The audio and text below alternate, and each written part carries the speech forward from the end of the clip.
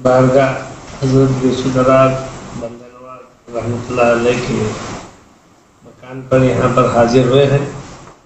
हम जनाब अलीउल हुसैनी साहब को दिली मुबारकबाद दे रहे हैं कि अल्लाह तबारक व तआला ने उनसे खिदमत लेने के लिए ही आज उन्हें रियासती वक्फ बोर्ड का मेंबर चुना है। और इस मौके पर हम उम्मीद करते हैं कि दीगर तमाम अरकान की बनिस्बत जनाब अलीउल हुसैनी साहब इस वक्फ के कॉन्सेप्ट को ज़्यादा बेहतर तौर पर समझ सकते हैं, बेहतर तौर पर उसके बारे में लड़ सकते हैं, क्योंकि इस मामले में सिर्फ वही शख्स आवाज़ उठा सकता है जो इन मामलात से पाक हो। हम देखते हैं कि आपके वालिद बुजुर्गवार, आपके दादा हज़रत क़िबला सभी जो है ना वक्फ की जायदादों को सही तौर पर इस्तेमाल कर कर मुसलमानों की फलाह व बहबूद के लिए, उनकी तालीमी और माशी तरक्की के लिए बेइंतहा काम किए हैं।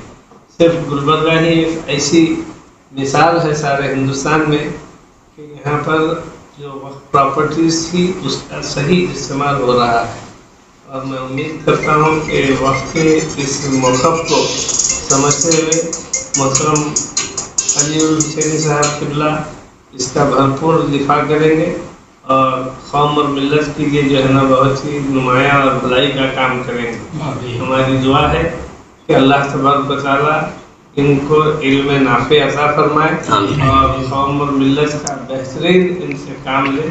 बस इसी मकसद से अंजुमन खादिमुल हुज्जाज का वफ़द यहाँ पर आपके मकान पर उनसे मुलाकात के लिए आया और उनको खुशी है कि जनाब अलीउल हुसैनी साहब वक्फ बोर्ड के मेंबर मुंतखब हुए हैं। मैं उनको फिर एक बार अंजुमन की जानिब से और अपनी जानिब से दिली मुबारकबाद पेश करता हूँ। अस्सलाम वालेकुम।